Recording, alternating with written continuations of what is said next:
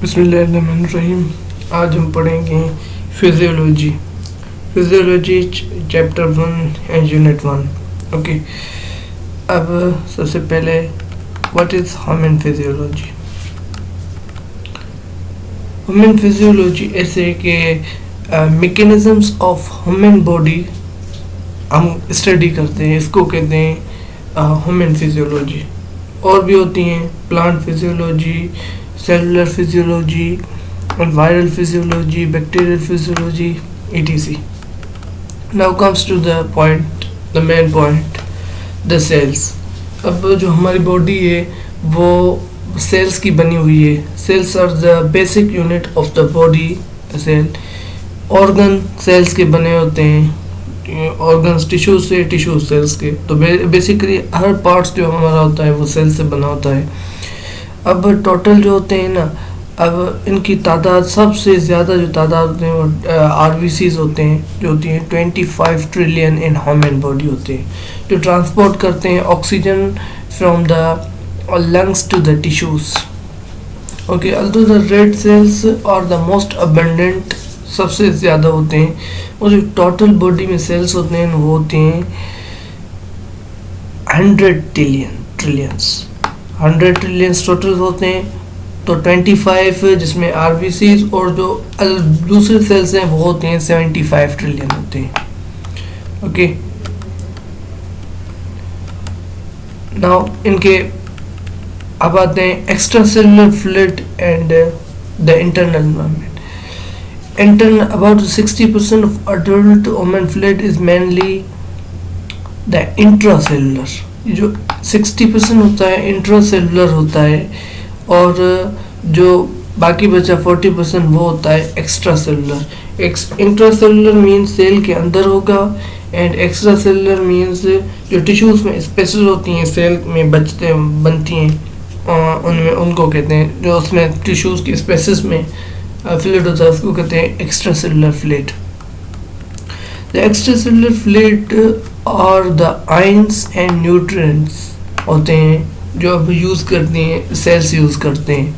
Okay, the extracellular fluid, for example the extracellular fluid is also called internal environment of the body, इसको कहा जाता है, और the milieu interior इसको कहा जाता है। एक फिजियोलॉजिस्ट था जो क्लॉड बर्नेट ने नाम दिया इसको।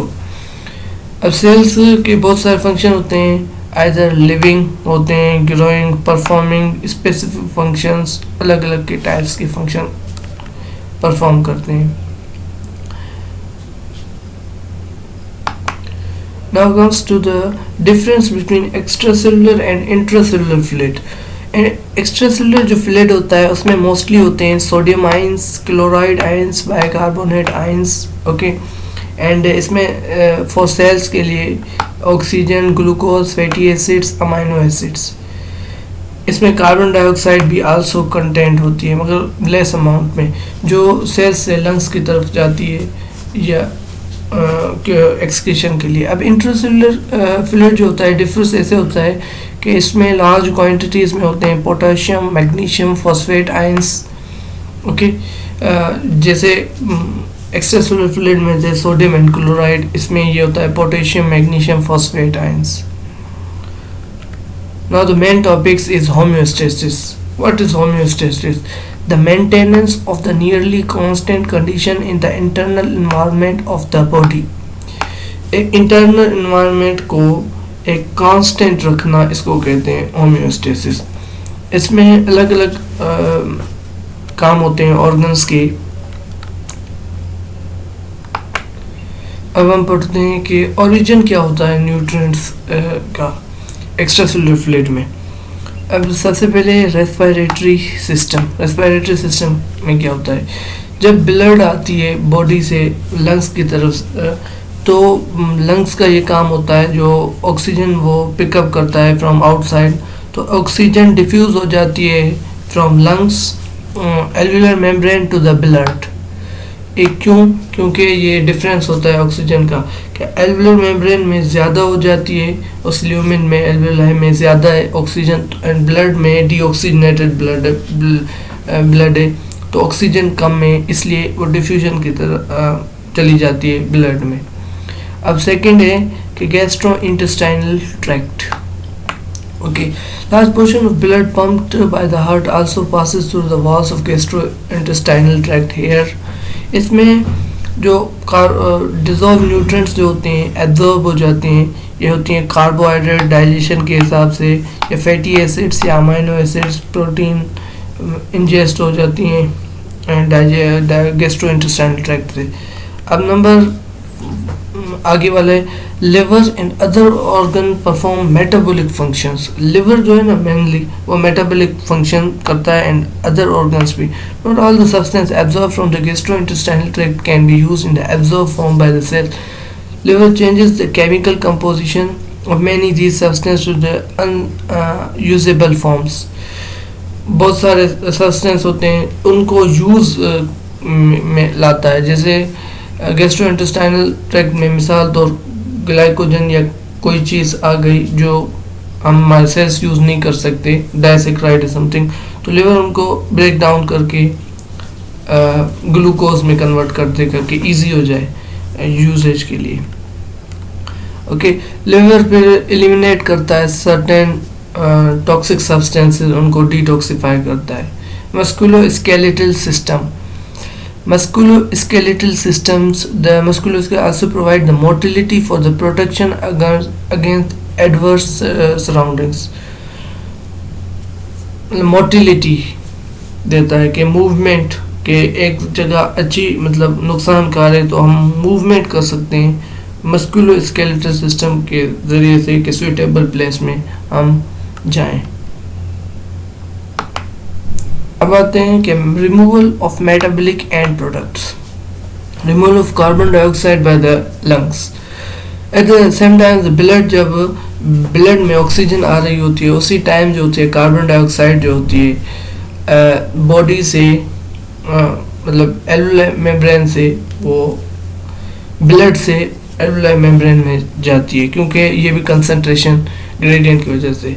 फिर जो होती है कार्बन डाइऑक्साइड लंग्स से आउटसाइड आउटर एनवायरनमेंट में चली जाती है। Number 2, kidneys, passage of blood through the kidneys remove the plasma most of the other substance beside carbon dioxide. Carbon dioxide भी किडनीज से रिलीज होता है एंड प्लाज्मा भी, एंड वो सब्सटेंस जिसकी हमें नीड नहीं होती बॉडी को वो रिमूव होती है मेनली। ओके, अब जो किडनी रिमूव करती है ये 2-3 हैं इनको याद करने के लिए कि यूरिया रिमूव होती है, uric acid, creatinine phosphate and ions वगैरह वगैरह। Okay, the kidneys perform their function by the first filtrating. पहले जो होता है ग्लोमेरुला से फिल्ट्रेट करती है। ओके, फिर फिल्ट्रेट करके उसको ट्यूब्यूल्स में चल जाते हैं। ट्यूब्यूल्स से फिर जो मेन चीज़ें होती हैं जैसे glucose, amino acids, water, ions, ये एब्जॉर्ब हो जाते हैं। बाकी जो सब्सटेंस होता है वो पास होकर आखिर में यूरिन बन जाती है। अब गैस्ट्रोइंटेस्टाइनल ट्रैक्ट अनडाइजेस्टेड मटेरियल जो होती है वो पीसेस में एलिमिनेट हो जाती है। Liver, among the functions of liver is the detoxification and the removal of the drugs chemicals are ingested. Detoxification करता है and removal of many drugs chemicals जो इंजेस्ट करते हैं इनटू फीसेस। अब आते हैं कि रेगुलेशन ऑफ बॉडी फंक्शंस। इसमें होता है सबसे पहले है जो नर्वस सिस्टम।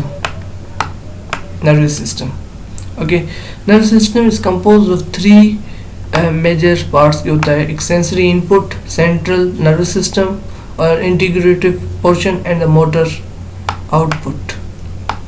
सेंसरी जो होता है फर्स्ट से डिटेक्ट करता है, उसको इम्पल्सेस आती हैं तो वो चली जाती हैं सेंट्रल नर्वस पोर्शन में जो ब्रेन एंड स्पाइनल कॉर्ड पे मुश्तमिल होता है। अब जो सेंसरी इनपुट है जैसे आइज है, ओके, तो अब जो ब्रेन या उसको कमांड देता है तो अप्रोप्रिएट रिस्पॉन्स के लिए तो मोटर आउटपुट पोर्शन जो है वो रिस्पॉन्स कराता है। The important segment of nervous system is called, एक होता है ऑटोनॉमिक सिस्टम, ये सबकॉन्शियस लेवल में यूज होता है। लेवल ऑफ पंपिंग एक्टिविटी जैसे मूवमेंट ऑफ गैस्ट्रोइंटेस्टाइनल ट्रैक्ट जैसे secretion of body glands. Number 2, hormones located in the body are the 8 major endocrine hormones. इनका मेन होता है कि एंडोक्राइन ग्लैंड्स होते हैं डकलेस, ऐसे ब्लड में ही इनकी secretion. Secrete chemical substance called hormones. Hormones transport extracellular fluid में ट्रांसपोर्ट होते हैं पूरी बॉडी में। जैसे थायराइड हार्मोन्स मेटाबॉलिज्म को इंक्रीज करता है, इंसुलिन कंट्रोल करती है ग्लूकोज को, कंसंट्रेशन को। एड्रेनोकॉर्टिकल हार्मोन्स आगे पढ़ेंगे सारे कुछ, ये सोडियम आयंस को, potassium ions and protein metabolism को। एंड पैराथायरॉयड हार्मोन्स जो होते हैं bone, calcium and phosphate control करते हैं, ये इनके फंक्शन होते हैं। नंबर 2 अब आते हैं protection of the body. Protection कौन से होते हैं? Number 1, immune system.